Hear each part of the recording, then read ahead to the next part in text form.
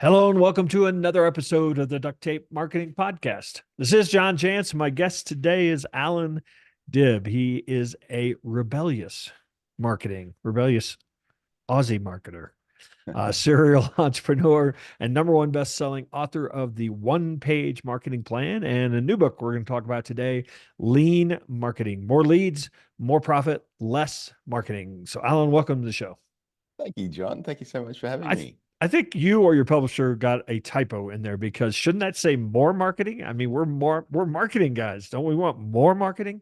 Yeah, well, that's kind of the challenge I'm trying to address because almost every podcast you listen to, every book you read, all of those sorts of things, it just adds stuff to your to-do list, Right. and I think that's a big challenge for a lot of small business owners. It's just like, that to-do list is never ending. So really with this book, what I wanted to do is take some of the principles of the lean movement, Yeah. which has been very prevalent and very successful in industries like manufacturing and services and things like that, and apply it to marketing. And Yeah. the whole point of the lean movement is how do we get bigger results, more efficiency, less waste by doing less stuff. And so that's some of the things that I'm trying to apply to the world of marketing. And, when I looked at the best, most sophisticated marketers in the world, yourself very much included, their not to do list is actually, much bigger than their to do list, right? Surprisingly, they don't do a lot of stuff. They do a few things, but very well.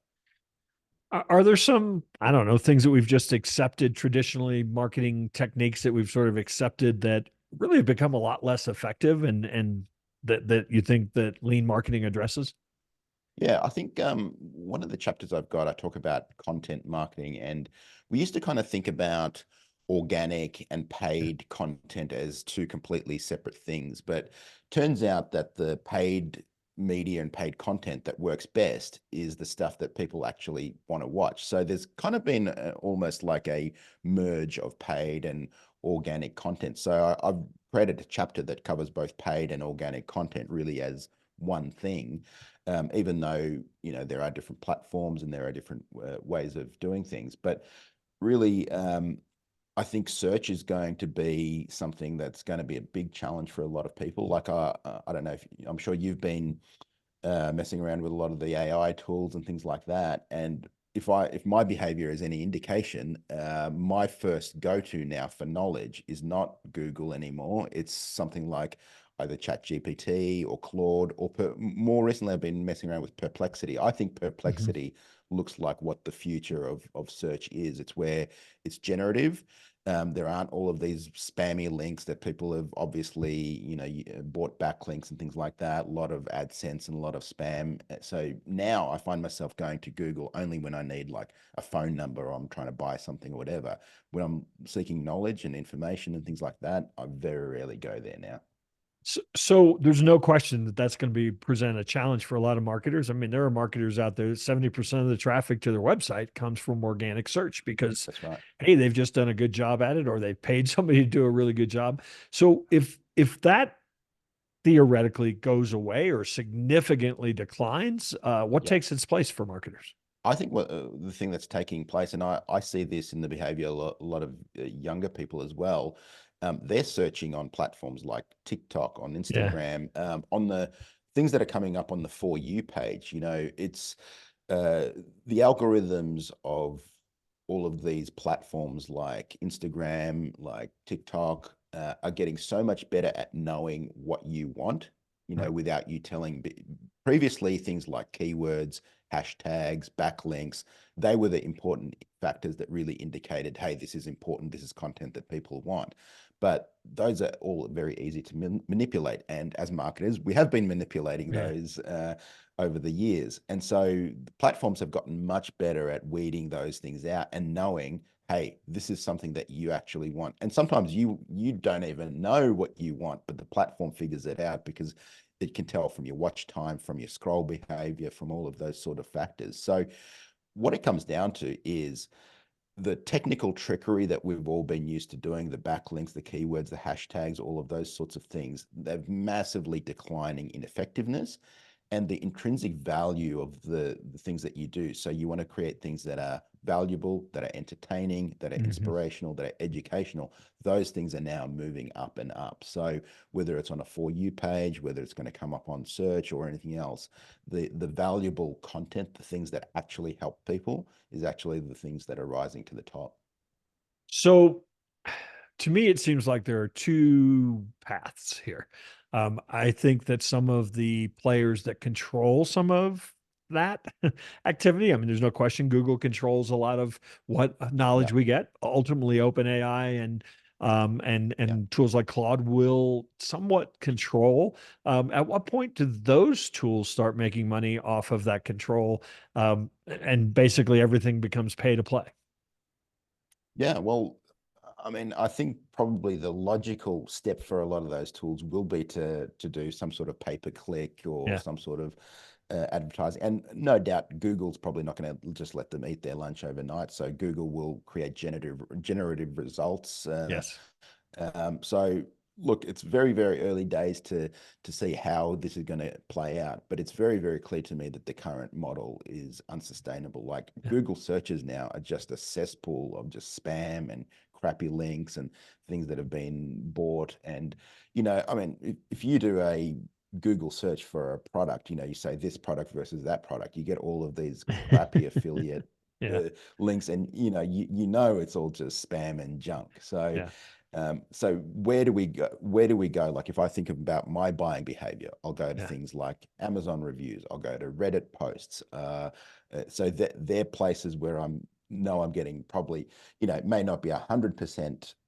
uh, you know, fully organic, but I'm going to find things that are closer to the truth than these fake review sites and these Yeah. affiliate links and all of these sorts of things. So YouTube is another place. Obviously, you go to experience the product before Yeah. you buy. You watch an unboxing video. Ah, right, it comes with that length of cable. Or does it Yeah. work this Yeah. way? Or does it work that Yeah. way? So a lot of these experiential ways. So people are looking for ways. How can I experience the product or the effects of the product without having bought it? And so a lot of what we want to do as marketers is facilitate that, right? So if we can be part of that conversation where we're in the YouTube video, where we're presenting, or we're a thought leader in that space, or we're showing people how it's done, that's a much more powerful place to be. Yeah. I mean, in a lot of ways, people are talking about, oh, AI is the end of marketers, but in a lot of ways, what it just means is you've got to be much more strategic, much smarter in how you do things. So, in a lot of ways, really good um, marketers like yourself, are actually going to be more necessary, I think, in a lot of ways. Um, so, I so totally agree. Yeah. yeah. Yeah. So, oh, I was just going to say, I know you write a lot about, you've mentioned product market fit. I mean, really understanding the voice of the customer, really understanding the problem you solve, really understanding the experience they want to have. That's really, that depth is really what it's going to take to show up in places like Reddit. Is that, Yeah, I mean, totally. yeah, And uh, like I sort of alluded to in the beginning, like as a market previously, to show up on search engines, to show up on all of these places, technical trickery was probably your main tool, right? So, and we found that a lot of people from IT industry, from pay per click, really entered the agency space because they were good at that. They were good at solving technical tricks, right? How do we get backlinks? How do we stuff the keywords? How do we do all of that stuff? And like I said, that's declined in effectiveness. And now more and more, it's about the intrinsic thing that you do, the valuable content. So, I mean, even prior to generative AI, we had content farms where people would just generate crappy, low quality content. And I, yeah, they're I just think human now, AI bots. exactly, that's exactly right. And so, yes, AI makes that much easier, but I think more and more the people with a valuable voice, with something valuable to say, are going to stand out more and more and more. So, I think for people like us, for people like our clients, I think it's going to be a lot easier, not harder. So in some ways, you and I have been doing this for a long time, and in some ways, um, I feel like part of what you're saying too is a return to what brand marketing used to Yeah, mean, yeah. is probably where we're headed with lean marketing. Would you say that's accurate? Think brand, and also really also understanding what brand is. To a lot of people, brand is, hey, Right. it's about Logo. the logo or the Yes, of colors course. or whatever. And so the definition of brand is very important. So brand is really the personality of a business. So Yeah. brand is, so if I think about you, if I think about myself, if I think about anyone who's got a strong personal brand, you could take away the logo, you could take away the name of the business, and you'd still recognize who they are. There's a particular personality. If you read the writing, there's a particular writing style. So can someone recognize who you are without just your logo, without your name and things like that? So a brand is the personality of the business, and more personality is going to be integral um, to doing well in the marketing space. So Yeah. if you have a look, even some of the biggest brands in the world, like Tesla, if you have a look at who's following Tesla versus who's following Elon Musk, it's a huge margin. People follow people, right? Yeah. Again, similar Richard Branson and Virgin, right? People follow Richard Branson. So people want to follow people. People don't really want to follow. I mean, there are some cases where you want to follow a car brand or a fashion brand or whatever, but mostly people want to see other people. So they want to see other people do interesting stuff. They want to see other people educate. They want to see people do those things. And so the way that you can measure how effective your brand is what marketers sometimes call brand equity. And what brand equity is what's the premium that someone will pay Mhm. over the intrinsic value of what you do, over the commodity value. So, if I'm going to pay more for a Rolls Royce than I am going to pay for a Hyundai, even though they're functionally the same thing, right? So, I'm going to pay a lot for that brand value. So, how much would people pay a premium over and above what you do? And that's really your brand equity. If people won't pay a premium for what you do, you really don't have a brand. So, interestingly enough, AI has actually brought out the scam and hype and high pressure sales. I mean, we see it with every new kind of thing, new wave of technology, whatever. You get all the get rich quick people. Yeah. Well, I'll just let you put an end to are those days over? Or, I mean, are we going to see the effectiveness of that kind of marketing go away too? Yeah, look, same as I mean, we remember the early days of social media. That was going to change everything, Right. and of course, it does make a change. And of course, you do have to adapt. Like if you're still reliant on print media or newspaper advertising or whatever, then of course you are going to be heavily impacted. But uh, every technological change we've had, every change in media, has really been about getting us closer and closer to the customer. We used to have so many different Yeah. intermediaries between us and the customer. Now it's getting more and more direct, more and more a creation of value. If we have a look at who some of the most influential people are right now, they're people who have direct contact with their audience. So the question is, are we able to connect directly with our audiences? Are we building that audience? Are we building that email list? Are we building that social media following? Are we building that brand authority? So that's become so much more important. You used to be able to buy your way onto all the media, and to some extent you can now, but it's hugely expensive. I mean, very few of us can buy Super Bowl ads and Yeah. be omnipresent everywhere. Buying your way has become much more expensive because media is so much more fragmented. There used to be maybe a few newspapers, a few TV channels, and you could get on all of them pretty easily. Now there's even just on the internet, right? There's YouTube, there's TikTok, there's Instagram, there's Facebook, there's all the different platforms, and so to buy your way now into being omnipresent is so much more difficult. I know in the book you talk about, and you and I share this this approach, certainly a structured approach to marketing. What would that look like in a lean marketing environment?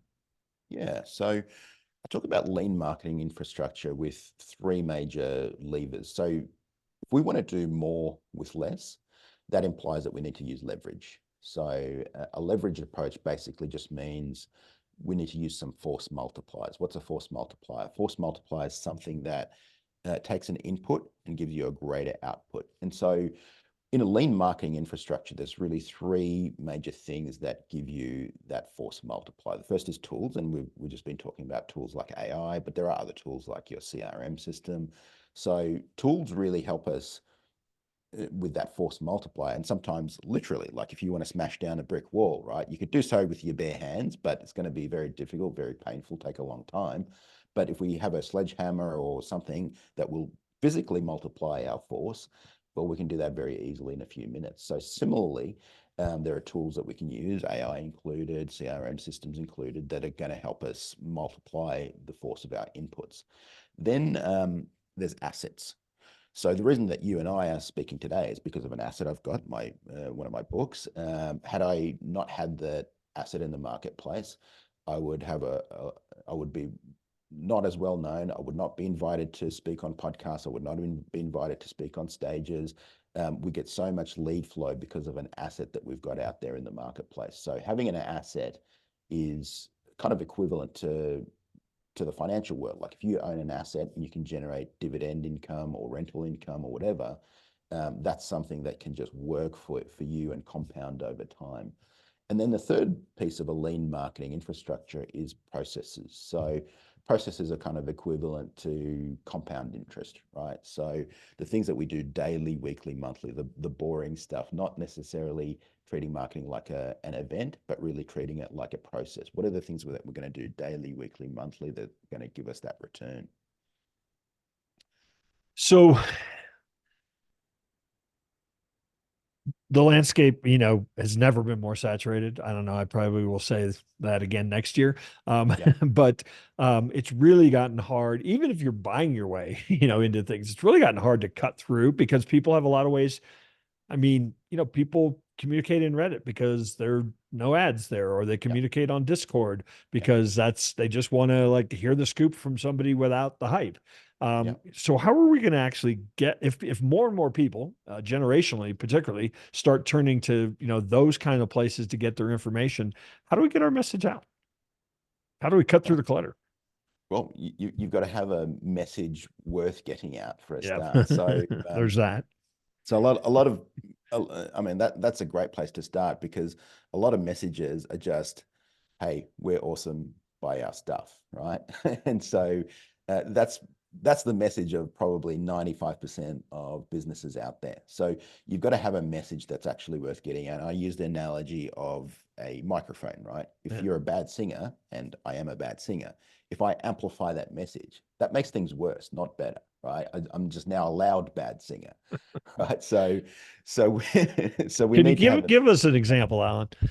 a so we really need to have a message that's actually worth amplifying, because if you think about it, a lot of what we do as marketers is really amplification. How do we get our message to more people? How do we get more people to notice us? So if our message is not worth noticing, if our message is not worth hearing, then that's a pretty bad start. So that's really one of the first places that I will work, or my team will work with people on, is really figuring out what's a message that's really going to connect with your audience. Then really injecting personality. If we look at all the most successful people online, if we look at really all the most successful people anywhere, we really need to inject entertainment in what we're doing, because people will tolerate almost anything, but they won't tolerate being bored.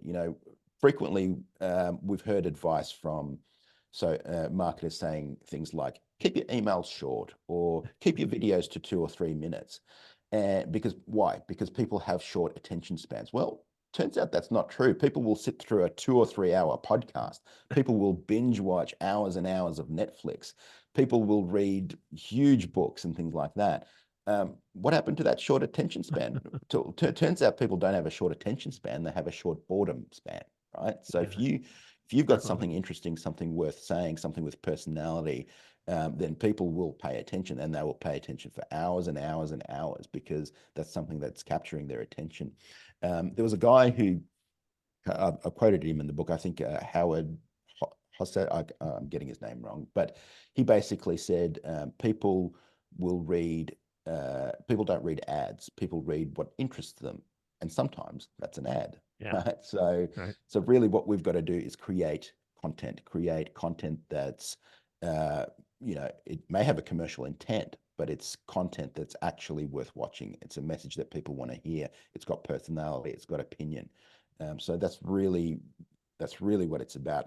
How are you going to connect with your audience in a way that they actually listen to what you've got? Awesome.